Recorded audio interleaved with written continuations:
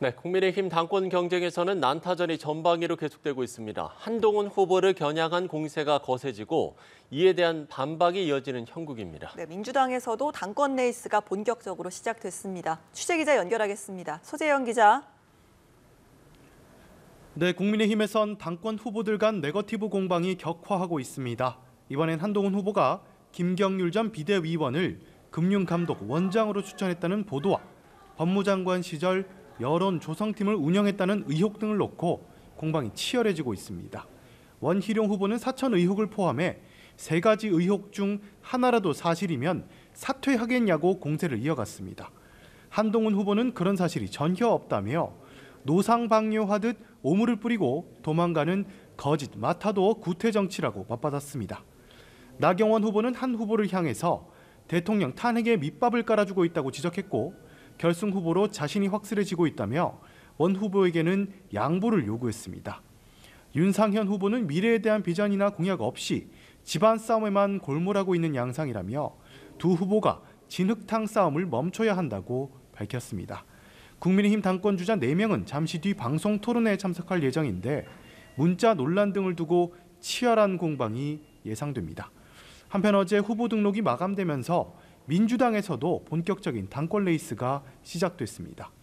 이재명 전 대표는 원내외 정치인들과 만나는 비공개 일정을 소화하는 등 광폭 행보를 벌이고 있습니다. 1인 정당화를 비판하며 대항마로 나선 김두관 전 의원은 오늘 오전 문재인 전 대통령을 예방했는데 문 전 대통령은 민주당에서 경쟁이 있어야 역동성을 살리고 국민에게 희망을 줄 수 있다며 선의의 경쟁으로 의미 있는 성과를 냈으면 좋겠다고 격려했다고 김 전 의원 측은 전했습니다. 네, 해병대원 특검법과 탄핵 청문회를 둘러싼 여야의 공방도 치열하게 이어지고 있는데 이런 상황에서 민주당은 당론 법안들을 속속 처리하면서 입법 속도전에 나섰군요. 네, 그렇습니다. 민주당은 입법 속도전을 이어가고 있는데요. 오늘은 정책의총을 통해서 노란봉투법 등 7개 법안을 당론으로 채택했습니다. 민주당은 우원식 국회의장에게 오는 18일과 25일 국회 본회의를 열어달라고 요청했다고 밝혔습니다. 한편 한 차례 미뤄져 오는 15일 열리기로 돼 있었던 22대 국회 개원식도 여야 간 대치로 무산됐습니다. 오늘도 해병대원 특검법 거부권 행사와 탄핵 청원 청문회 등으로 여야 간 공방이 이어졌습니다.